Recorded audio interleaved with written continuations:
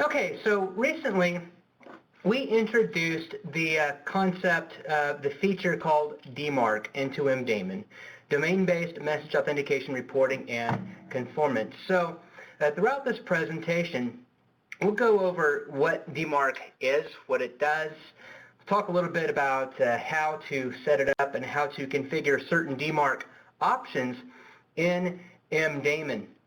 Now, this presentation is meant to be a higher level supplement to the resources that you can find at dmarc.org. And I've provided a series of links on the right-hand side in that small window on the right to give you a little bit more information if you need to look up anything or you need extra information or extra resources. So for example, the dmarc.org website has a wealth of information about DMARC. The training course on the MOG website, maawg.org, that goes over the DMARC configuration, including the technical aspects of configuring your DMARC records and what it entails, how to set that in motion, how to implement it. There are certain strategies that are involved, and we'll talk about some of the strategies here coming up. So DMARC, again, Domain-Based Message Authentication Reporting and Conformance.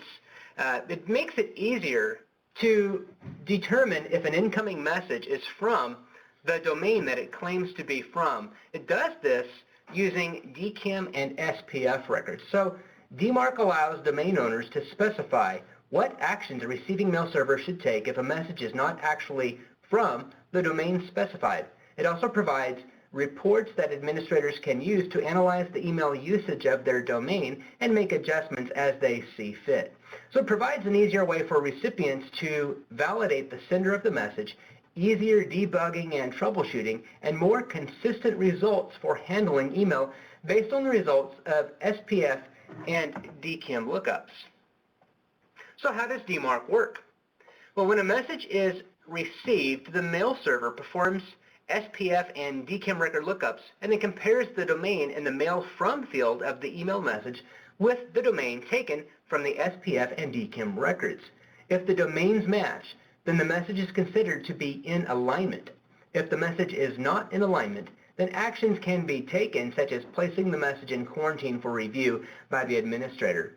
And additionally, aggregate reports can be sent for messages that are considered in alignment for DMARC purposes, and forensic reports can be sent for those messages that are considered to be unaligned. Aggregate reports are sent daily, and forensic reports are sent for each failure. So there are different concepts of alignment. There's strict alignment and relaxed alignment. It's based on the presence of subdomains and various other factors. This is, we won't get into great detail about strict and relaxed alignment in this particular lesson. All of that information is included in the lesson at maawg.org, the MOG website, under their video training resources at dmarc.org. And you can find a lot more information there. In fact, what they do is they go through this training series with you, and they give you a lot of different examples of the various DNS records, and they demonstrate for you, is this message in alignment, is it not in alignment, and why. So it's a good resource for you and a good prerequisite for this particular training course. So again, some prerequisites for creating DMARC records. Before you create your DMARC record, you'll need to create SPF and DKIM records. And you'll also need to designate an email account to receive daily aggregate reports, which we'll explain on the next slide. You'll then need to create your DMARC record. Now, but first, make sure you're signing your outbound mail with DKIM. DMARC is a text record that looks like what you see on your screen here. Now, let's go over the tags that are included in this DMARC record.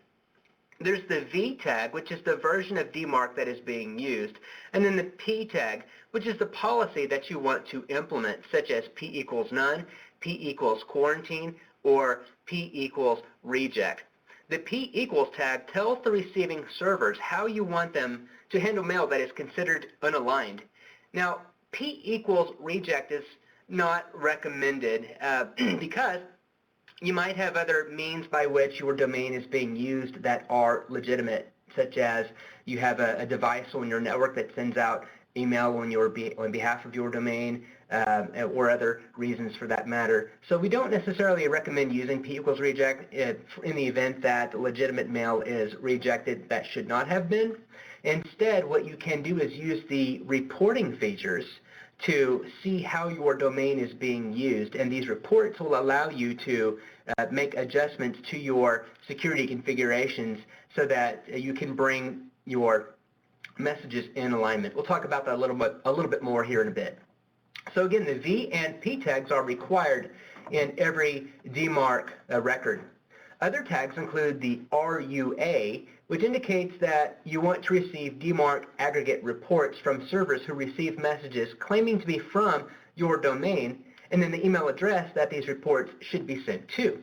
Then you have the RUF tag, which indicates that you want to receive DMARC failure reports or forensic reports from servers who receive messages claiming to be from a sender at your domain, and then it includes the email address that these reports should be sent to.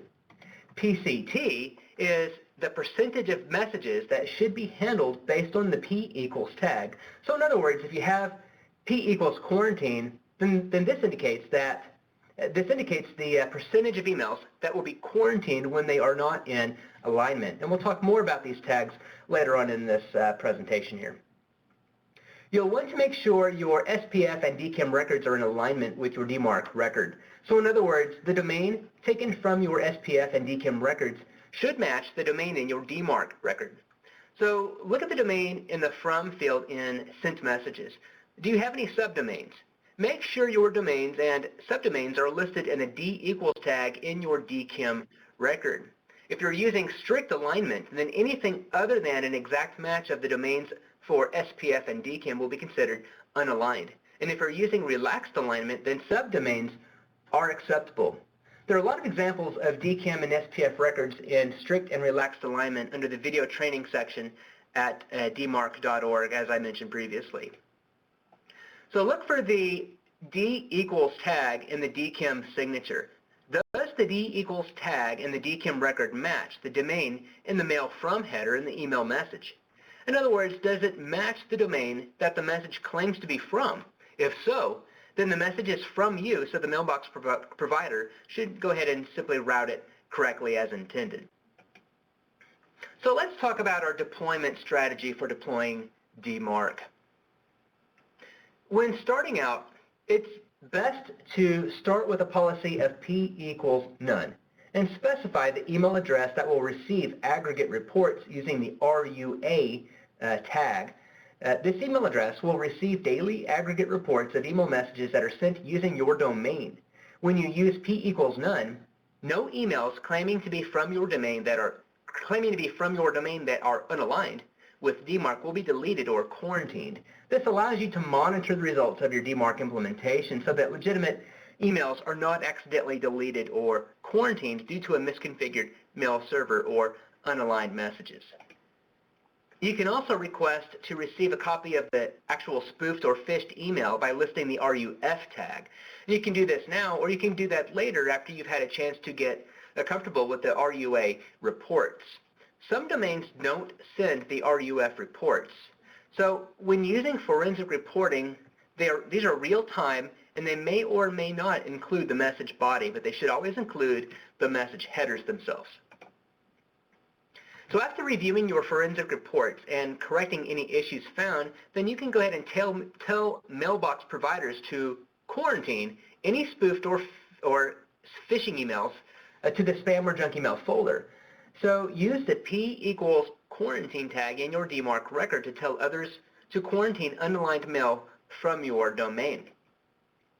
So let's talk about a strategy here. So after you've had time to monitor the aggregate reports, you can start out small by requesting that receiving mail servers only quarantine a small percentage of emails from your domain that are considered unaligned. So in the first example, we're requesting the receiving mail servers only quarantine 1% of unaligned messages. So again, we've got a policy of P equals quarantine. We've set the PCT equals tag to 1 so that we only quarantine 1% of those unaligned emails. This gives us time to make any changes necessary, any configuration changes necessary if in the event that some unaligned messages, some messages are unaligned or messages are wrongly being deleted or tagged as unaligned. So then after you've had time to review additional reports and corrected any issues found, you can then increase the percentage to say 5%, and then from there you can increase it to say 10% and then so on until you're comfortable enough to have receiving mail servers quarantine all messages from your domain that are unaligned.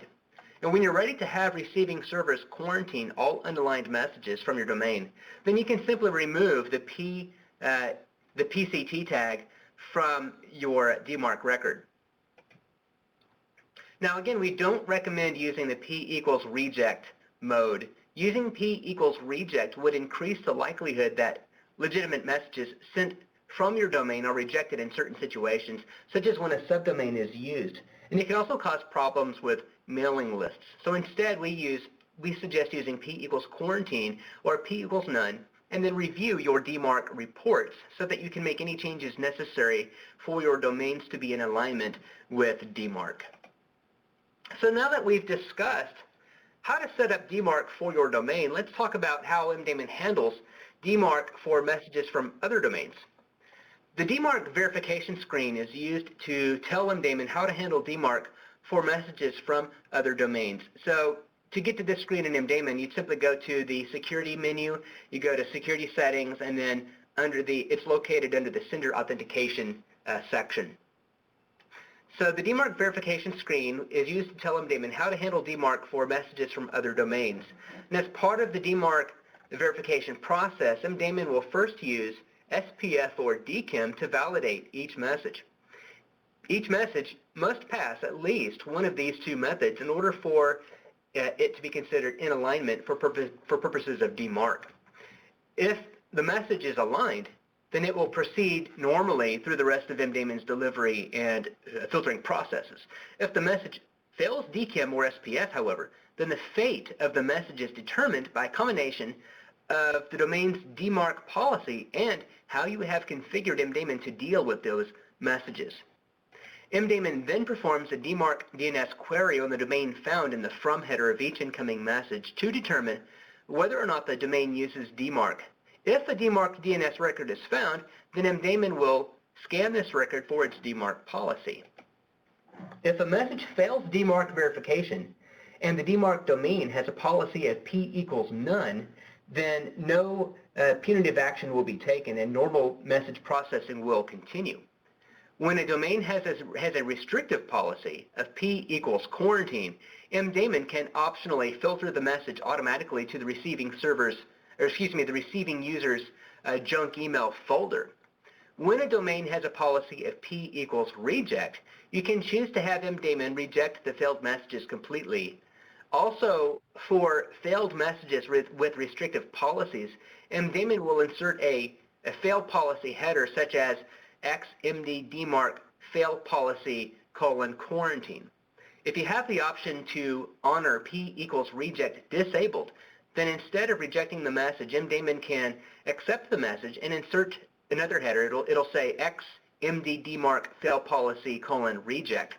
And then you can use the content filter in MDaemon to perform actions based on the presence of those headers, such as sending the message to a specific folder for further review. The option shown here, honor P=reject when DMARC produces a fail result, will end SMTP sessions when a DMARC verification fails for incoming messages if their DMARC record has a policy of P=reject. And then enabling the option shown here will route all messages that fail DMARC verification to the user's junk email folder. Now be careful with this option because if users are using POP, then they won't have access to the junk email folder. They would need to be using IMAP or Outlook Connector, for example, or World Client in order to access that folder. When this is enabled, MDaemon will ask if it should create an IMAP filter rule for all users to route DMARC failed messages to the junk email folder. Now again, note, if you've enabled the option to honor a policy of reject when DMARC produces a fail result, then messages will not be routed to the junk email folder because the SMTP session will simply be terminated.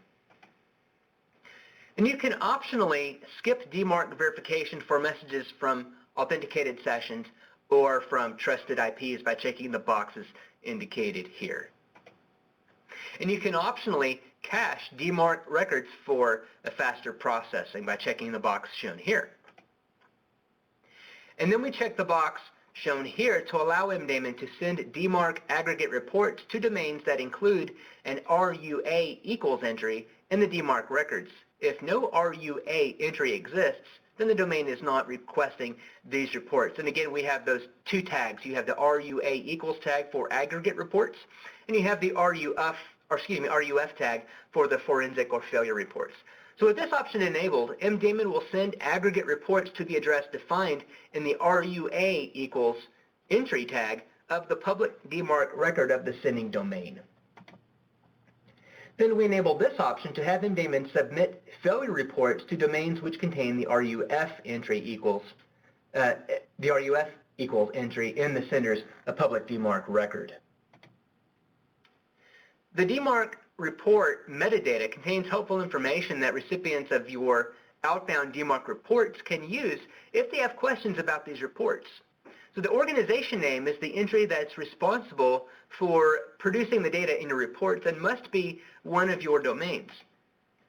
In the field that we have highlighted here, specify the email address of the person or the domain owner that domain owners can contact with questions about these reports. So whether that's the postmaster or if you have a designated individual to field those types of questions, you can enter their email address here. And then we use the option shown here to include any additional contact information for report receivers, such as a website, a phone number, or any other information that you'd like to put in the blank as shown there. And then we specify the return path for reports that are sent by MDaemon that encountered delivery problems. So you can specify the information there. So to summarize reporting, earlier when we talked about setting up our DMARC record, we discussed the RUA and RUF tags for aggregate and failure reporting. And this is just a summary of the information contained within those reports. So your aggregate reports, again, generally they're sent daily at midnight at UTC. So whatever time zone you're in, they're all sent out at the exact same time regardless of time zone. It's midnight UTC typically. And they're sent daily. And it provides an overview of your email traffic.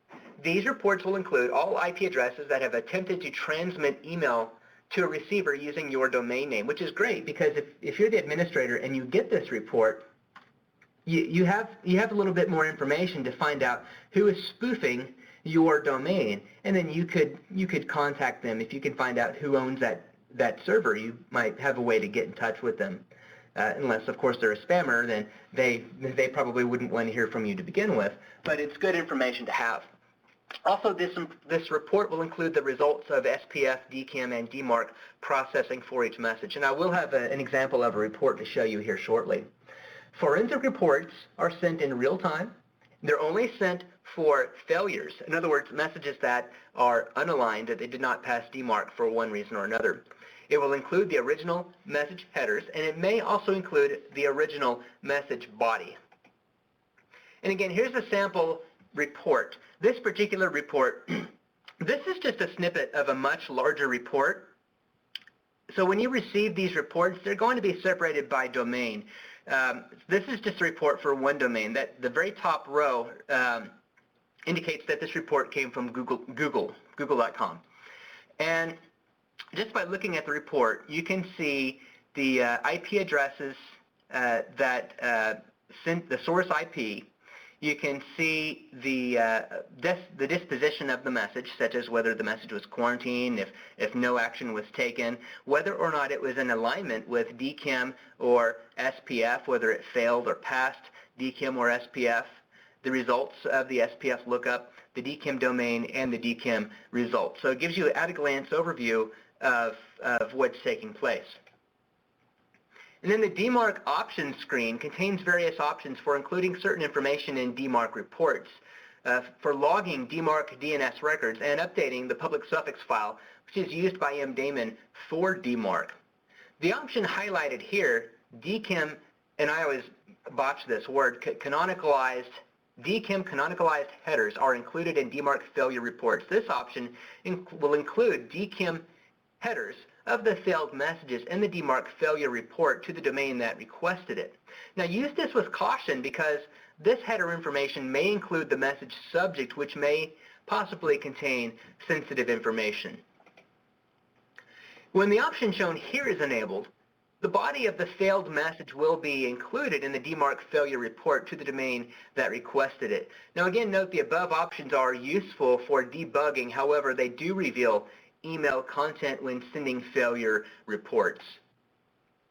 And then this option here, replace reserved IPs and DMARC reports with XXXX is enabled by default to conceal any of your reserved IPs in your DMARC reports, whether it's the 127.0.0.1 or any 10 internal IP addresses that you have on your domain. Those will be concealed. And then this option here, include full DMARC records and log file, is enabled by default to include DMARC queries in the log file. Also, DMARC uses a public suffix file to reliably determine the proper domains to query for DMARC DNS records. Now, by default, this file is updated when it's more than 15 days old. But you can change this setting if you'd like. Let's say, for example, you'd like to update this file more often or less often. You can do so. And you can click on the Update Public Suffix File Now button to have MDaemon immediately update the suffix file in the URL specified below. So just to summarize, again, this is kind of more of a high-level overview of DMARC and how to implement it in MDaemon. DMARC basically takes out the guesswork on determining what to do with messages that did not originate from the domain specified in the messages from field. It performs a DNS lookup on the SPF and DKIM records taken from the domain that the messages claim to be sent from. It allows domain administrators to tell other mail server administrators or mailbox providers what to do with messages that are not in alignment, such as accept the message, quarantine it, or reject the message outright. Forensic and aggregate reports allow domain administrators to see how, when, and where their domain is being abused. And there's a lot more information, again, at DMARC.org. So I would suggest, if you haven't seen that resource already, visit DMARC.org and look at their video training series links. There's a lot of great information. So with that in mind, that's just a quick summary. Does anybody have any questions? Okay, well, we will be, again, I'm recording this webinar, so I will put it up on our website, on our webinars page at altn.com under the support tab. And so check back there. I hope to have that up by the end of the week. And I'm in the process of creating new webinars for the next month starting in January. So check back often. And thanks for joining, everyone, and have a great day.